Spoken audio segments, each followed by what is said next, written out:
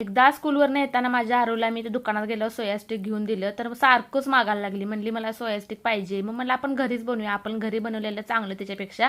मी काय केलं, 4 बटाटे उकडलेले घेतले, ते चांगले स्मॅश करून घ्यायचे, म्हणजे जरा आपण कुठेही राहता कामा नये. त्याच्यानंतर कॉर्नफ्लॉवरचं पीठ घ्यायचं 1 वाटी, त्याच्यानंतर 1 चमचा बेसन, 1 चमचा रवा, म्हणजे जरा कुरकुरीपणा येतोय म्हणून. जिरा धना पावडर टाकायची, लाल तिखट, मीठ, हळद आणि कच्चं तेल वरनं थोडंसं टाकले. आता बटाटा ना आपला उकडलेला आहे, त्याच्यामुळे तुम्ही पाणी पहिल्यांदा असं थोडं शिंपडून घ्यायचं, जास्त पाणी लागतच नाही, कॉर्नफ्लॉवरमुळे लगेच चिकटपणा येतोय त्याला. आणि मी चकलीच्या साहाय्याने ना, चकलीच्याच चकती असते ना, त्यानंच करून घेतलं. तुमच्याकडे जर सोया स्टिकचं असलं तर ते न करून घ्या, मला काय विकायला जायचं नव्हतं म्हणून मी अशा पद्धतीने छान तळून घेतले. आपण चकली करतोय ना तसं मध्यम गॅसवरती तळून घ्यायचे मस्तपैकी. नंतर पहिला मोठे मोठे केले, नंतर तुकडे तुकडे करून घेतले मी. तुम्हाला पाहिजे असेल तर वरनं पण मसाला टाकू शकता तळून झाल्यानंतर. मस्त लागलेले, तुम्ही पण करा आणि घरचंच द्या मुलांना. आवडले तर व्हिडिओला लाईक करा, शेअर करा, सबस्क्राईब